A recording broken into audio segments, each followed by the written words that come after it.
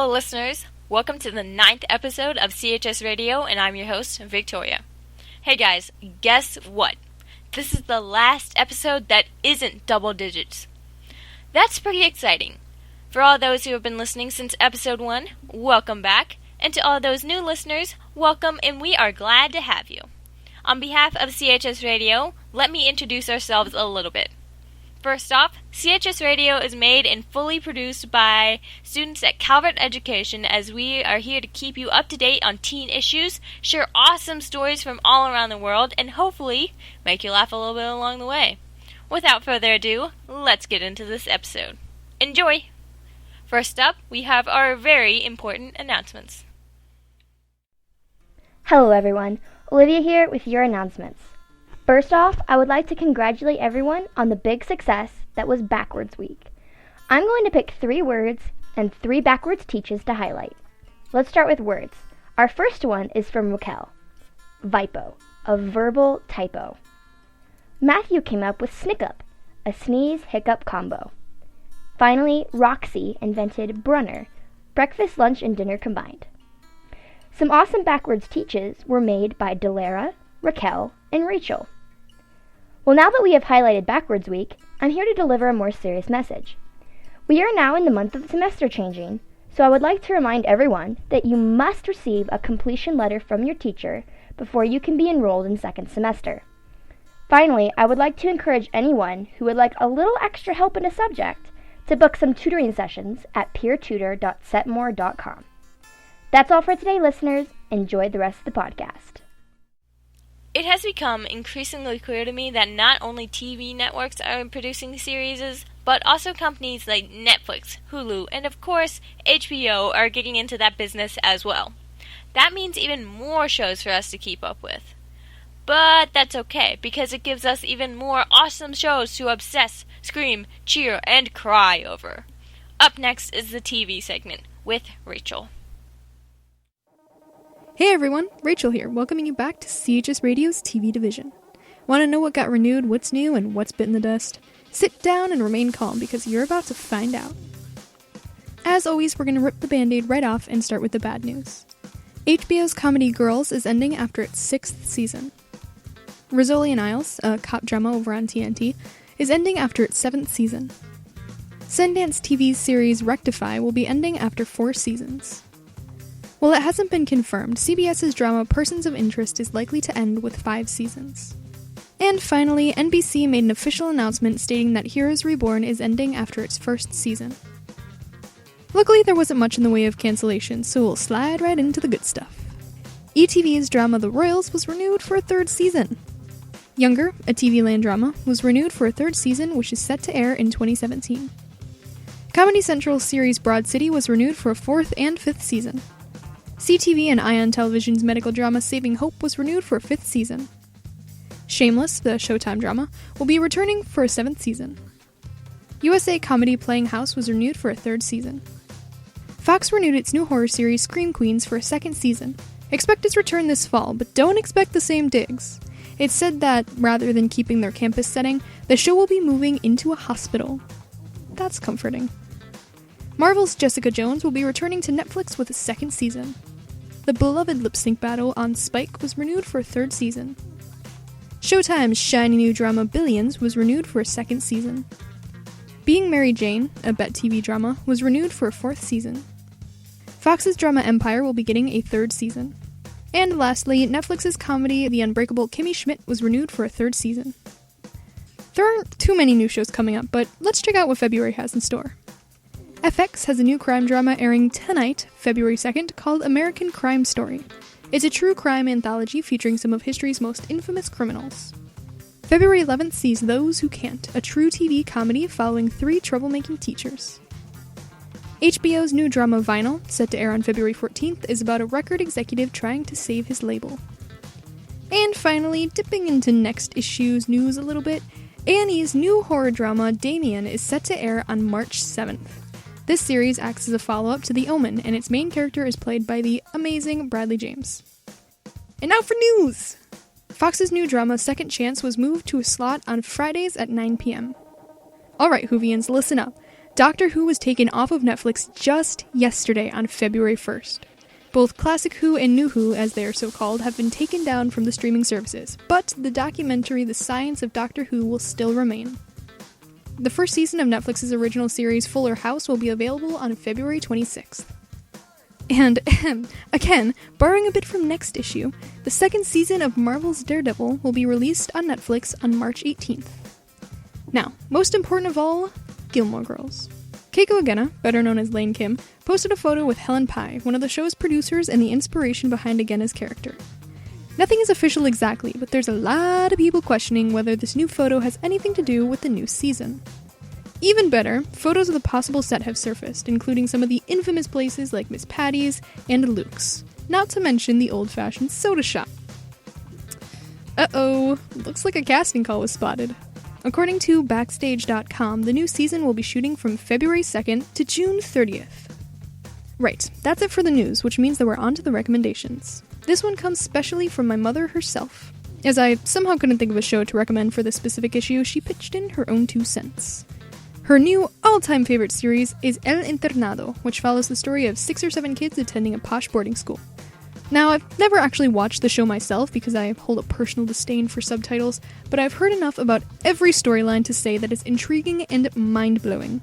The histories of the kids, their families, and the boarding school itself are intertwined in some crazy ways. My mom says that it has everything: drama, suspense, humor, romance, mystery.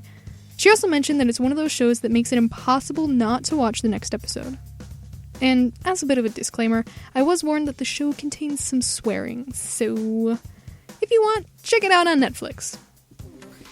Well, that's all from me this time around. If you're so inclined to recommend a show for me to watch, or if you'd like to tell me how amazing El Internado is, you can do so over at chsradio.tumblr.com/ask. Plus, if you want to keep an eye on my unhealthy TV habits, you can add me on followmy.tv as Dragonlord. Ta for now. If you've been listening to CHS Radio for a while, you might have noticed there has been a music segment in every episode thus far. Also, a fun fact, the whole CHSR team are music junkies and listeners. If you can't tell, we love our music. In this episode, we have a very special musical guest who lies very close to CHSR's heart, Chloe Collins. Thanks for joining us, Chloe. Welcome Chloe to an interview with Raquel. Hello everyone, this is your interviewer Raquel, and today I'm presenting you all with our first student spotlight here on CHS Radio. I'm super proud to introduce to you Chloe Collins, a student from our own school who is already pursuing her dream in music. So, Chloe, how long have you been studying here at Calvert School? I've been studying here for 2 years. This is my second year doing it, and I'm in 10th grade. Awesome. Yes. So what's your favorite subject that you've studied so far? Definitely English. I just love to write and read. Me too. So I can imagine it can get pretty hard juggling time for your music and for school. So how do you manage that? Sometimes I'll have like a songbook on my left and a textbook on my right, and I kind of do things simultaneously, but it pretty much works out, especially with the Calvert flexible scheduling and everything. It's much better than a public school. Oh, great. Yeah, I can imagine. So is there anything in particular that started your interest for music? I started singing like before I could talk, but I've been playing guitar since I was about 8 years old because I had seen the Hannah Montana movie and I was, a huge fan of that. And then I just picked up the guitar and taught myself how to play some chords, and that's kind of how it started off. Amazing, that's awesome. So, do you plan on continuing to pursue it? Definitely. I want to do it for my whole life, and it's just really been gaining speed lately, and I hope it still continues to. Yes. How did you choose the name for your EP? Well, I was thinking I've written about 90 songs, but I had chosen 5 of those to go on my album, and then I was 15 at the time, and so I decided maybe it would be cool to have 5 at 15 with like an at sign, because then it's more, modern, technological, whatever. Yeah. So everyone here should definitely go and check it out. It's absolutely amazing. I really enjoyed your songs, by the way. They were really awesome. So I learned that you write your own lyrics. So how do you find the inspiration for that? I kind of get inspiration from all over, many movies and television shows, and mostly my personal life, and sometimes my friends tell me stories, and then I get ideas from that, and I kind of just put it together into certain songs so that it is about multiple things, but it sounds like it's about one thing. Yeah, I can imagine it can be really nice to see that come to life. It's amazing. Yeah. Well, that's all I have for everyone today, and thank you so much for being here. Thanks for having me. Yeah, it was amazing. And I'm really glad I got the opportunity to speak to you because your songs are really great. So, yes. Thank you. Should definitely check that out. So, yeah, I hope everyone has a fantastic rest of the week, and thank you so much for listening. Some stories are meant to be shared. All around the world, there are people living their lives in different lifestyles to make for some unique types of living. One of our own very CHSR crew members, Joshua, would like to share some of those awesome stories collected and made from those awesome lives in Joshua's awe-inspiring adventures. Up next. Hello everyone, and welcome to my second segment of Joshua's awe-inspiring adventures. So today, we will go ahead and go to Phuket, Thailand, a long way from Rabaul. I lived in Phuket for a whole year while my boat was on the hard and getting a huge refit. While we were waiting for the work to get done, we went ahead and did everything that you could do, and the Vegetarian Festival was on the list. Now, the Vegetarian Festival is not some festival in which people protest against eating meat. No, that's completely wrong. It is actually a religious Buddhist festival in which believers get a chance to get cleansed from their sins and people have spirits come into them. As far as I know, it was to be held all over the island at specific temples. Lucky for us, one of those temples was just down the road from our house. The building was a big Chinese temple that was relatively old and had the upward sloping roofs. It was painted in beautiful colors and gold Mandarin characters were all over. Also, in front of it were two long dragons painted like the temple in a beautiful array of colors. It was definitely a sight to behold. The festival started in about the early afternoon and continued on until after midnight. A long one, I know, but it was definitely worth it, especially the end part. So the first thing that happened was the pole raising.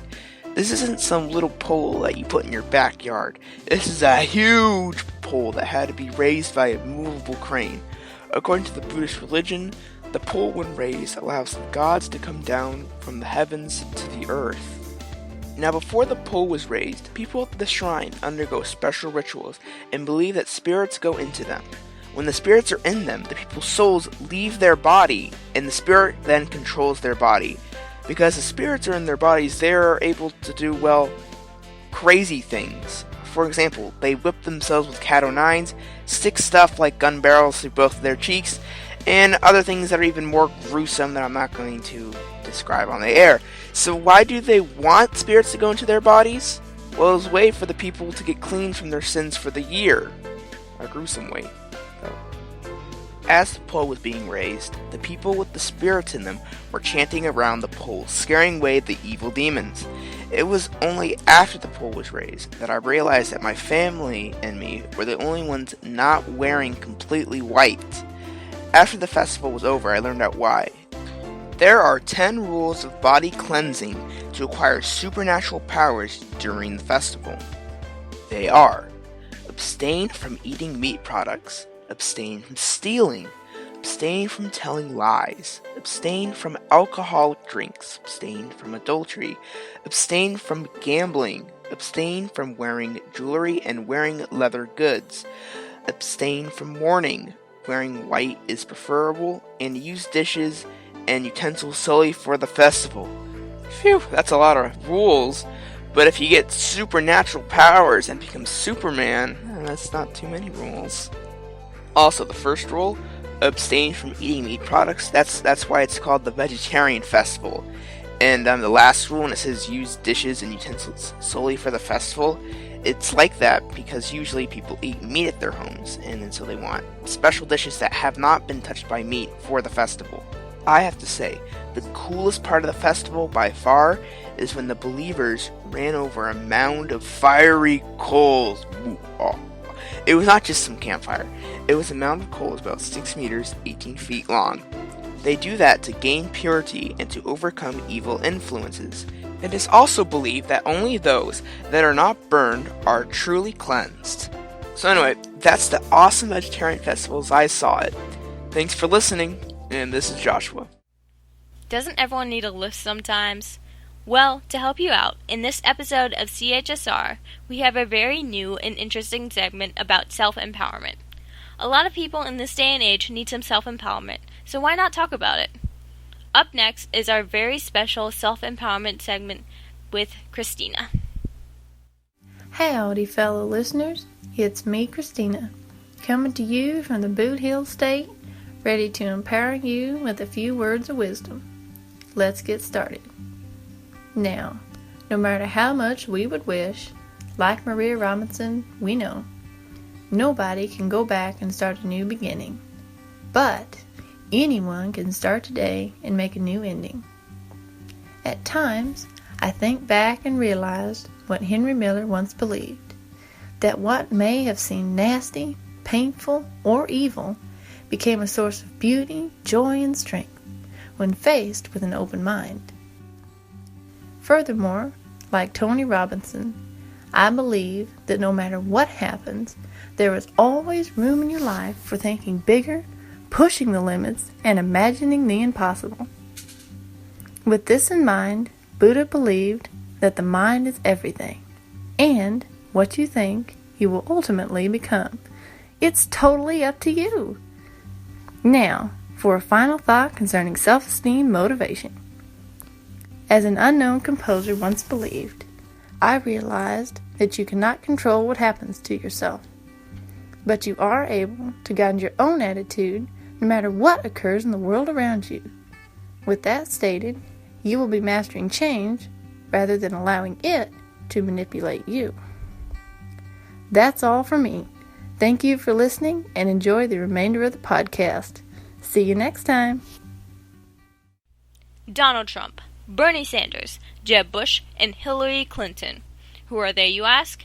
They are all candidates in the 2016 U.S. presidential elections. You've probably all heard their names tossed around by now, as the campaigns are getting really heated up as the elections get closer and closer. On CHS Radio, we give you the honest, unbiased truth on what's going on in the campaigns in Campaign Brain. Listen up to what's going on in the campaigns with Olivia, up next. Hello listeners, this is Olivia and I am back with another edition of Campaign Brain. Today, I'm going to hopefully explain a key part in the election process, caucuses and primaries. I think we're going to be learning together on this one because it's a very confusing topic. Let's start with what I consider to be the easier of the two to explain, primaries. Primaries are more common than caucuses and used in more states. During a primary, voters use a secret ballot to choose a candidate. There are closed and open primaries when choosing a presidential nominee. In a closed primary, you can only vote if you are a registered voter of that party. For example, if you are registered as a Republican voter, you cannot vote in a Democratic closed primary. However, an open primary allows anyone to vote, no matter with what party they are registered. Okay, now that we've gone over the easy stuff, let's move on to caucuses. Caucuses are used to determine the number of delegates present at county, state, or national conventions for each party. These conventions are used to nominate candidates. At a caucus, usually only registered voters of the same party as the caucus can vote. Voting is done publicly, usually by raising hands or gathering in groups. Oftentimes, voters can sway the undecided to join their group, or even switch groups before the final count. Only a few states use caucuses exclusively. These states are Maine, Colorado, Alaska, Nevada, Hawaii, Kansas, Wyoming, Minnesota, North Dakota, and Iowa. Some states, like Texas, offer both caucuses and primaries. I'm also going to tell you guys about something a little off topic, but it's sort of like a current event. I am going to be listing a person or organization who has endorsed each of the higher in the polls candidates. In case you don't know what endorsed means, it is basically when a person or organization publicly announces support for someone, in our case, a presidential candidate. Each candidate has many endorsements, but I'm only going to be listing one for you today. On the Republican side, we have Donald Trump and Sarah Palin, former Alaska governor, Ted Cruz and Bob Smith, former New Hampshire senator, Marco Rubio and the Des Moines Register, a newspaper. On the Democratic side, we have Hillary Clinton and Planned Parenthood, Bernie Sanders and Jesse Ventura, former Minnesota governor. In case you've been living under a rock, the first person listed is the candidate, and the second is the endorser. Alright listeners, it's time for the poll numbers. I will again be using a recent Fox News poll. If you are curious as to why I am jumping between polls, it is so I can give the most recent instead of outdated information. For the Republicans, Donald Trump is still in the lead with 34%. However, Ted Cruz is right behind him with 20%. And Rick Santorum is in last place with 0%. On the Democratic side of the polls, Hillary Clinton is still leading with a 54%. Bernie Sanders is not too far behind with a 39%. Martin O'Malley is still in last with a 3%. Well, that's all for today, viewers. I hope I was able to help you understand some election concepts like caucuses and endorsements. I'll see you guys next time. Have a great month. As most of you know, CHSR is produced and created by students at Calvert Education. Well, at Calvert Education, there are some insanely talented people in many different things. Of course, CHS Radio would love to share everyone's talents on the episodes, but we can't exactly show off some interests like basketball or dance on a podcast. However, we would like to show off the talents we can. In Calvert Compositions, we'd like to shine a spotlight on some of Calvert Education's talented writers, which is coming up next with the writings read by Raquel. Hello everyone, this is Raquel and welcome back to yet another segment of Students' Writings. That's the last time you'll be hearing that title because we finally decided on a proper name for this segment, Calvert Compositions. So today on Calvert Compositions, I plan on continuing the incredible story called Story of My Life from last month's episode. However, I just wanted to tell you a little bit of background that the amazing author Fatima gave me. This story is based on the life story of Fatima's brave cousin, Zara, a girl who, as Fatima says, has a heart filled with courage and love and continues to believe in a better tomorrow despite the struggles she went through. Fatima shares with us that in her English class she had to write a narrative essay, but found herself at a loss of what to write until she was given the amazing idea of writing her essay from her favorite cousin Zara's point of view, and what she would say if she told about her life. As Fatima says, Zara went through so much more than she described, and yet she hopes that this piece of writing helps others realize how much of a struggle orphans go through and encourages others to be more kind and thoughtful to them. Sometimes orphans might not lack materialistic things such as clothing, houses, etc., but what they really need and yearn for is just someone to care and ask about them. The other thing that Fatima hoped this piece of writing would accomplish was for those who have parents to be more grateful to them, because there are others in the world who would sacrifice anything to have them back. Fatima also wanted me to point out that in Arab culture, if a child loses even one of his or her parents, then that child is an orphan. So now that we know so much more about the story and how and why it was conceived, let's dive right back into where we left it, with Sarah having lost her mother to cancer.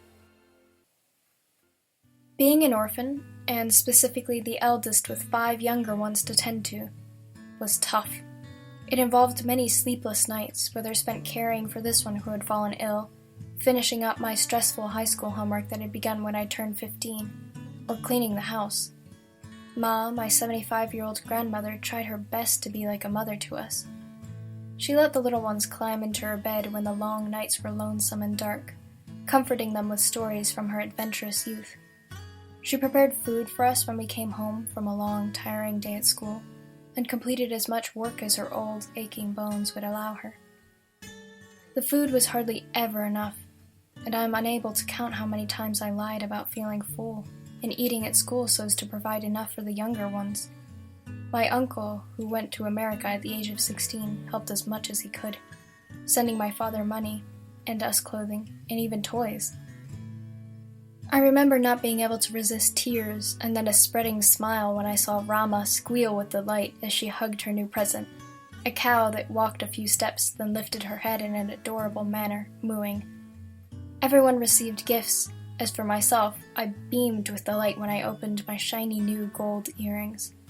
In the box came pictures of my uncle and his family, American wife, 5-year-old son Hakim, and 2-year-old daughter, Fatima. I marveled at their clothing, all clean looking and new. Even though I was overjoyed to see my family happy with the gifts, I wished my uncle would not tire himself about it.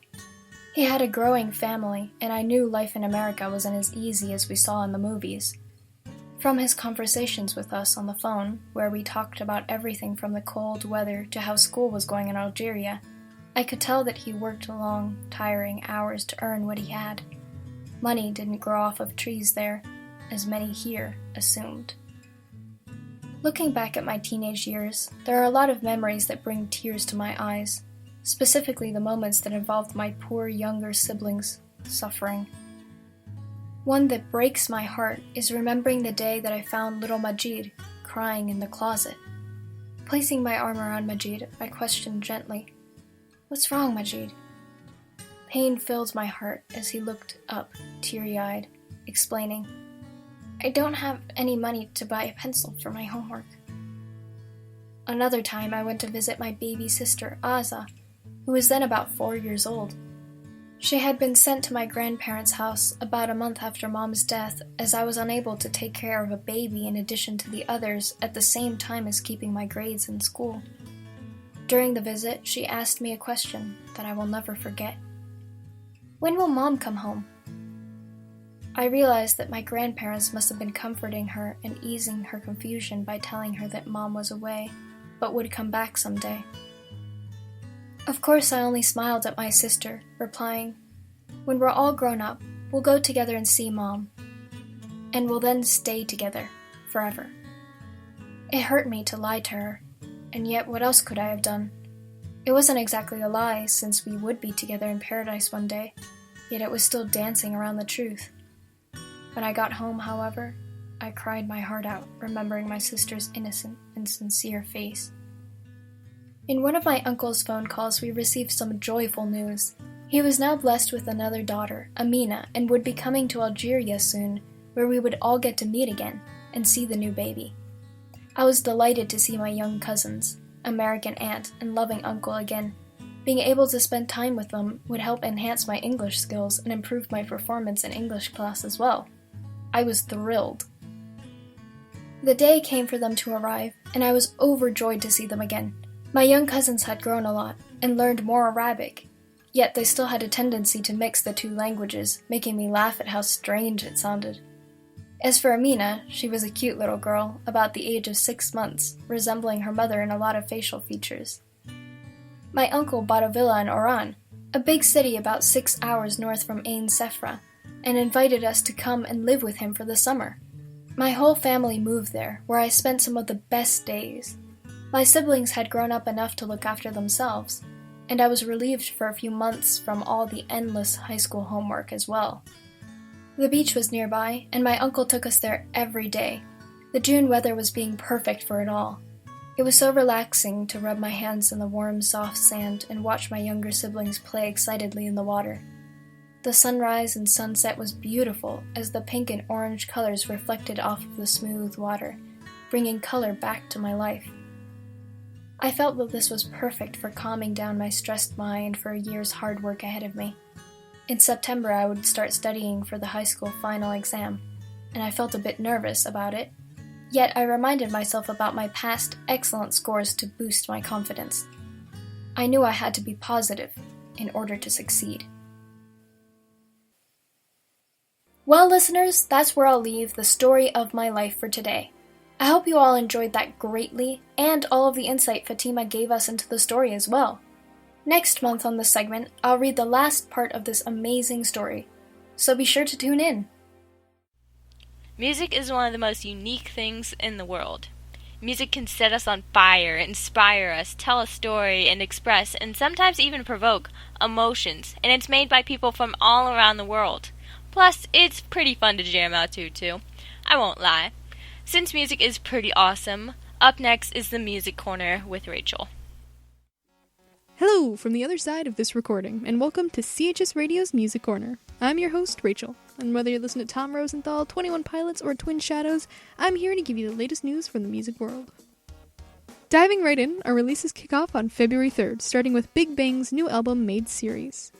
The Cult releases Hidden City on February 5th. Pronunciations aside, DIIV has Is the Is Are coming out on February 5th, and Field Music is releasing Common Time. Probably our biggest release for this issue, February 5th will see the release of Elton John's new album, Wonderful Crazy Night. Then, Eric Prydz releases Opus on February 5th. Fox is releasing All I Need on February 5th, along with Junior Boys, who are releasing Big Black Coat. Lawrence Fox has Holding Patterns, and Lucinda Williams has The Ghosts of Highway 20, both on February 5th. Trixie Whitley is releasing Porto Bohemica on February 5th, and Wiz Khalifa has Khalifa. The last two for February 5th are Majid Jordan with his self-titled album and Textures with Phenotype. Kanye West releases Swish on February 11th. February 12th will see the release of the Jezebel's latest album, Cynthia, and Kula Shaker's album K 2.0. Tropical house artist Kigo has an untitled album coming out on February 12th. Lacey Strum is releasing Life Screams on February 12th, and Lizzie is releasing My Wild West. February 12th will also see Radiation City's new album, Synesthetica, along with Ronan Keating's Time of My Life. The final releases for February 12th are School of Seven Bells with SVIIB, and Winona and the Big Noise with their self-titled album. Mia releases Smooth Jones on February 14th. February 19th starts with After the Burial's new album, Dig Deep, and Animal Collective with Painting With. February 19th will also see BJ the Chicago Kid with In My Mind, and Rah Rah Riot with Need Your Light. Oh man, talk about TBT. Simple Plan is releasing Taking One for the Team on February 19th. February 19th will see the release of Wolfmother's album, Victorious. The 1975's album, I Like It When You Sleep, For You Are So Beautiful Yet So Unaware of It, will be released on February 26th. Anthrax is releasing For All Kinds on February 26th, and Bonnie Raitt is releasing Diggin' Deep. Our last releases for this issue are From Ashes to New with Day One, Hands Like Houses with Dissonance, Santa Gold with 99 Cents, Yuck with Stranger Things, and Macklemore and Ryan Lewis with This Unruly Mess I've Made, all on February 26th. Alright guys, listen up. We got news this time around. Lots of exciting news. Let's start with Coachella. Coachella is a music festival in Indio, California that lasts from April 15th to the 17th and April 22nd to the 24th. The lineup is absolutely amazing and will include artists like Gary Clark Jr., Kelvin Harris, 1975, Guns N' Roses, The Chainsmokers, and Of Monsters and Men, just to name a few. You can find more at Coachella.com. Oh, speaking of, a certain rock band by the name of LCD Sound System is officially reuniting at Coachella. The band split up in 2011, but they released a Christmas song 4 years later, and their reunion was announced shortly afterwards. And while we're talking about reunions, the Violent Femmes are resurfacing with a new album after 15 years. The album, We Can Do Anything, will be released in March. This bit is particularly exciting for me. The dazzling artist Charlene Kay has apparently joined indie rock band San Fermin and did the leading vocals for a couple of songs on their new album Jackrabbit. Even better, she's working on her own music and plans on releasing some new material soon. Oh man, but I almost forgot! Adam Young of Owl City recently announced that he's always dreamed of producing cinematic music, and now he's doing it, and I can't wait. Each song will be accompanied by a visual piece and will be available for free on his website, adamyoungscores.com. Check out the description for a link. Alright, now everyone can give you an endless stream of love songs to listen to on Valentine's Day, but can everyone give you the stages of a relationship as told by a variety of songs? For those of you out there still waiting for Love Like Avicii, check out Somebody Loves You by Betty Who. It's a pop song with a strong beat and an incredibly catchy tune. Or you could turn your ears to Young Love by Mystery Jets. This has been a particular favorite of mine lately, both because of its great music and its simplicity. Most of us have experienced that painful crush sometime in our lives, and nothing captures that feeling better than T-Shirt by Birdie. I adore this song because the story progression within the lyrics is clear without being too direct. Not to mention, it's Birdie. And it's acoustic. Come on. However, if you're still in denial, you might like About a Girl by Academy Is. Probably even more relatable than the other songs because of the underlying bitterness in the lyrics. In case you've somehow never heard of Academy Is, they're an American rock band, and you should most definitely look them up. Now, some of you may know Darren Criss from his role on Glee, but you may not have checked out some of his older original songs, and thus it would be my duty to make you. One of his first albums was beautifully acoustic and featured the song Don't You, which is soft and sweet and still manages to keep you hooked with stronger parts interspersed throughout. Or, like everyone in the entire world, you have no idea if that person likes you back, and it's dumb and you hate it. Read My Mind by Alex Scoot is an adorable duet that follows the struggles of both the boy and the girl in the situation, and you should most certainly check it out. Of course, if you prefer being more direct, go with Bang Bang by Jessie J, Ariana Grande, and Nicki Minaj. If you also managed to miraculously avoid this song last year, fix that. It's so freaking catchy and has a fantastic beat. If that's not your style, check out Real Love by Clean Bandit. Pretty sure everything has a great beat, but the vocals in this song are really smooth and couple really nicely with the music. Okay, but why don't we go more old school, If you want to be with that someone special all the time, try All Day and All of the Night by the Kinks. You can't go wrong with this classic rock hit. Then again, there's always my kryptonite. Moves like Jagger. I'm not even ashamed to say that I listened to it for a week straight. You could go with the original Maroon 5 version, which is of course completely amazing, or you could check out an acoustic cover by Adriana Figuera if you're looking for something a little sweeter. Check out the description for a link.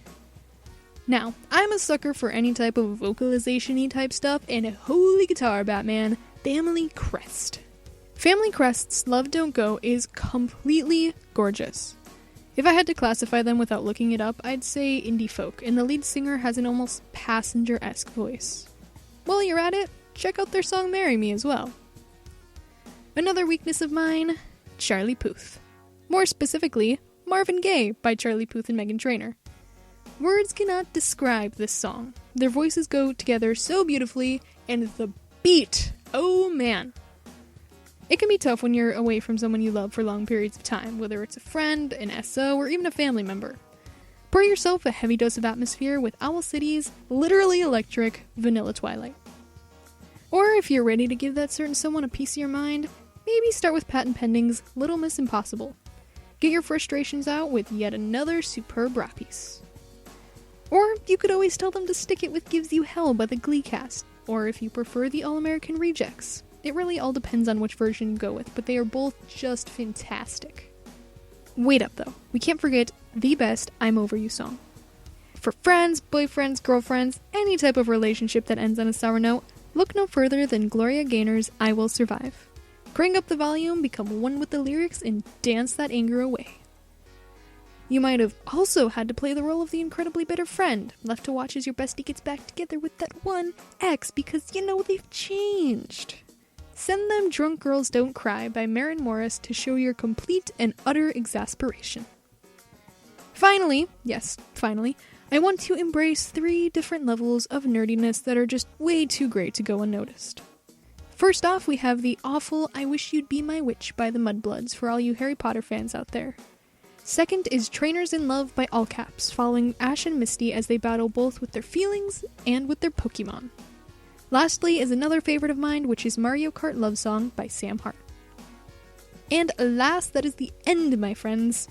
If you want to share your favorite love, hate, or general feeling songs, you can do so over at chsradio.tumblr.com/ask. You can also keep an eye on our Spotify to find the songs featured in the show. Finally, if you want to keep up with my personal music shenanigans, you can follow me on last.fm as LlamaLlama33. See you next time, guys! Stay tuned for Rearview Mirror by Chloe Collins.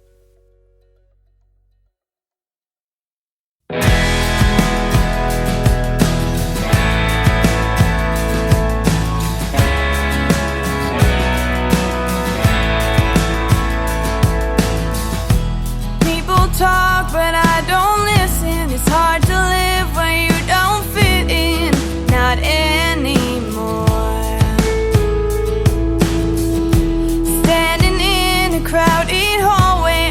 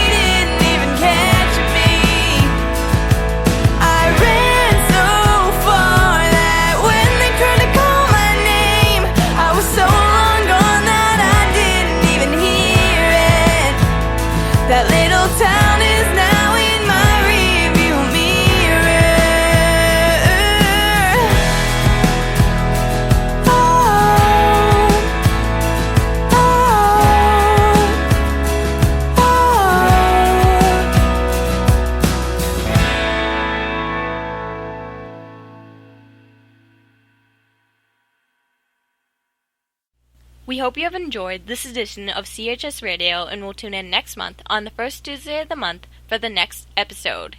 If you have liked this episode or we really tickled your funny bone, you can find more of us on YouTube. You can also find us on Facebook, Twitter, Tumblr, and Google Plus as CHS_radio. We thank you very much for listening, and as always, I'm Victoria, and this is CHS Radio. Bye, guys. The information in today's podcast was gathered from Pure Volume, Wikipedia, Adam Young Scores, Real Clear Politics, CharleneK.com, Cinema Blend, FactCheck.org, Decider.com, News First, eHow, Huffington Post, EmpoweredQuotes.com, and Incomtech.